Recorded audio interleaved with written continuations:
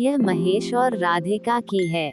दोनों एक दूसरे से वर्षों से प्यार तो करते थे, लेकिन इजहार नहीं कर पा रहे थे। एक दिन महेश के घर में बर्थडे पार्टी थी, तो उसमें राधिका भी शामिल थी। राधिका को देखकर महेश मदहोश होता जा रहा था।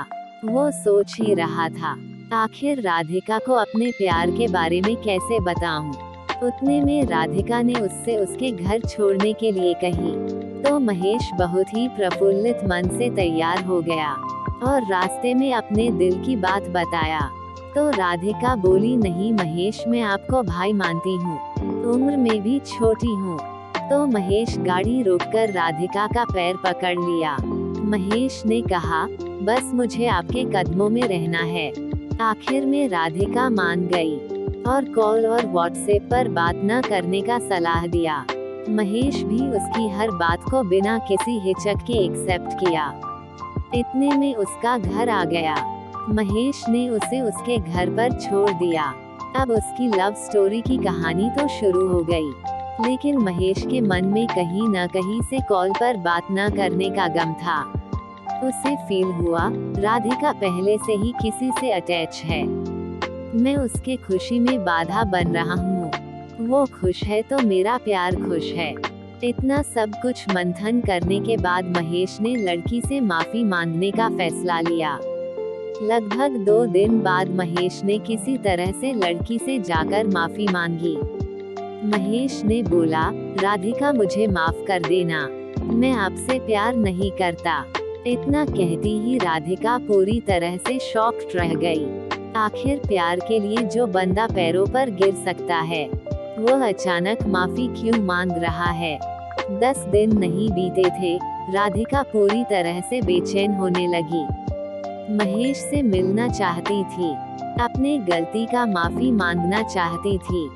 जैसे तैसे राधा ने महेश से कांटेक्ट किया और अपने प्यार का इजहार किया।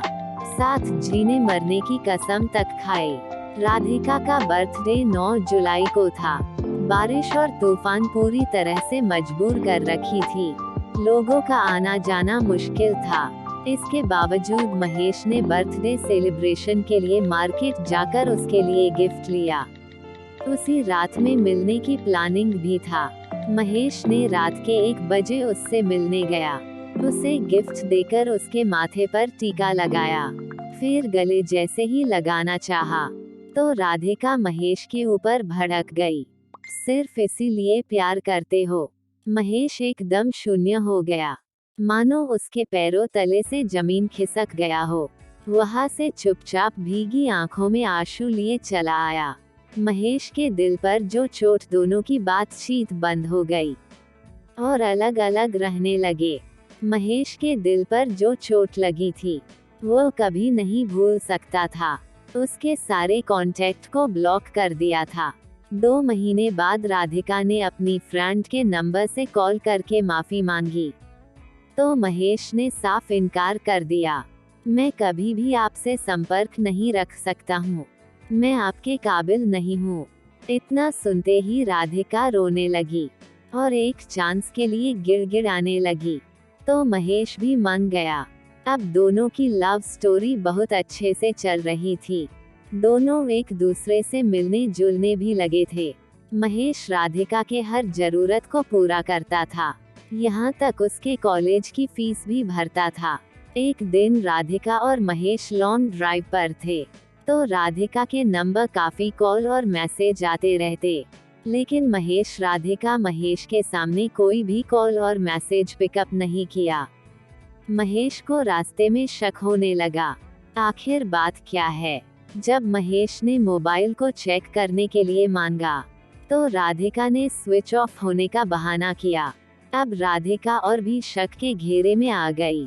महेश गाड़ी रोका और मोबाइल लिया तो देखा 53 मिस्ड कॉल्स, और व्हाट्सएप खोलकर चेक किया तो आई लव जानू जैसे मैसेज लगभग 16 लड़कों के थे, जिसमें राधिका का भी रिप्लाई भी था। महेश ये सब देखकर काफी दुखी हुआ और वही रिश्ता तोड़ने का फैसला किया। लड़की को वही छोड़कर वह घर चला आया। वो कहते हैं न, सच्चा प्यार करने वालों को सच्चा प्यार नहीं मिलता है। जैसे कि आपने राधिका और महेश की short love story in Hindi को देखा। आपका कैसा लगा दोस्तों के साथ जरूर शेयर करें।